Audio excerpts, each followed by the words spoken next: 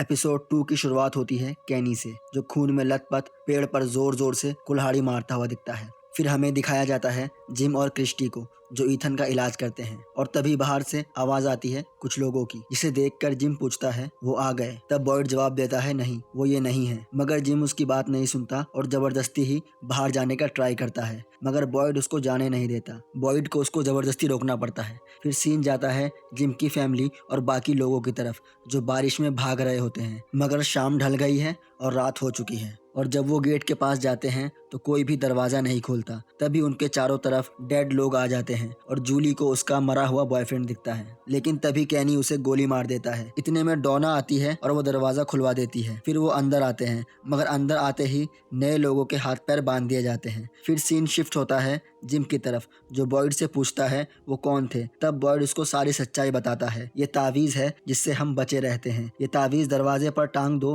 और खिड़की दरवाजे बंद कर दो तो इससे हम बचे रहते हैं। फिर हम देखते हैं डोना जूली की माँ को समझाती है यहाँ क्या क्या होता है और उससे माफी भी मांगती है। उधर फातिमा जूली को बताती है इस गाँव के बारे में। फिर दिखाते हैं हमें जिम को, जो बार बार बॉयड से यही सवाल पूछता है ये सब कौन है, क्या है। लेकिन उन्हें लगातार आवाजें आती रहती है, जिससे क्रिस्टी डर जाती है। फिर बॉयड क्रिस्टी को भी शांत करता है और उसे ईथन का इलाज करने बोलता है। फिर सीन शिफ्ट होता है कैनी के फादर की तरफ, जो अपनी केयर टेकर के साथ चेस खेल रहा होता है। लेकिन बात करते करते वो अचानक पागल जैसी हरकत करने लगते हैं। फिर उनकी केयर टेकर उन्हें सुलाने ले जाती है। उधर सारा को दिखाते हैं, जो बैठकर रो रही होती है और खुद में ही बड़बड़ा रही होती है। फिर सीन शिफ्ट होता है बॉयड की तरफ, जो ईथन के पैर से रॉड निकाल रहे होते हैं। थोड़ी मेहनत लगती है मगर रॉड निकल जाती है। फिर सीन जाता है डोना और जूली की माँ की तरफ। जूली की मॉम डोना की बातों का बिलीव नहीं करती। तभी वो उसे अपनी कहानी बताती है, कैसे उसकी बहन को मारा था और वो कैसे छुपकर बची थी। वो बताती है कि मैंने अपनी बहन को वहीं छोड़ दिया।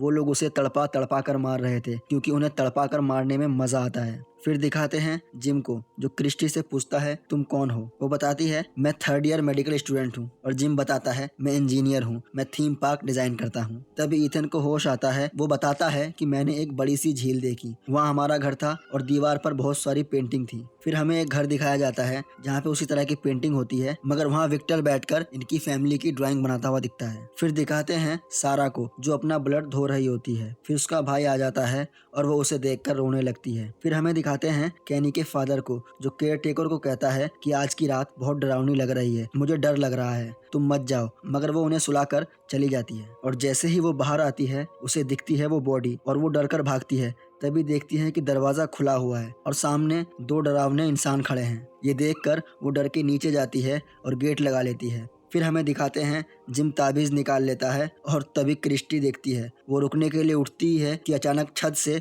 वो मॉन्स्टर उतरता है। फिर पता चलता है कि ये सपना है। बॉयड उसे कहता है शांत हो जाओ, ये सपना है। ईथन भी ठीक हो चुका है, सुबह भी हो चुकी है। फिर वो बाहर निकलते हैं। उधर बाकी लोग उन्हें लेने आते हैं। वो सब एक दूसरे को देखकर खुश हो जाते हैं और गले लग जाते हैं। फिर दिखाते हैं सारा को, जो अपने सपने के बारे में बताती है कि उन लोगों ने मुझे करने बोला, मैं करना नहीं चाहती थी। वो कह रहे थे कि घर जाने का बस यही इकलौता रास्ता है। उसका भाई पूछता है तुमने करा क्या है। तब वो बताती है मैंने दरवाजा खुला छोड़ दिया। फिर दिखाते हैं कैनी हॉस्पिटल पहुंचता है और आके देखता है दरवाजा खुला हुआ है। अंदर जाते ही देखता है केयर टेकर और उसके पापा की बॉडी होती है। वो देखकर बहुत ज्यादा दुखी होता है और अपने पापा की बॉडी को गले लगाकर खूब रोता है। फिर कैनी खून में लथपथ गुस्से में पेड़ काट रहा होता है। फिर वहाँ बॉयड आ जाता है। वो आपस में बात करते हैं और कैनी वहाँ से चला जाता है। फिर बॉयड अपने ऑफिस जाता है। सबसे पहले वो 96 मिटाता है और उसके बाद वो एक की चेन निकालता है और उसे देखते हुए सर नीचे कर लेता है। उधर ईथन बिल्कुल ठीक हो जाता है, मगर उसको खिड़की के बाहर एक लड़का दिखाई देता है और एपिसोड 2 यहीं खत्म हो जाता है।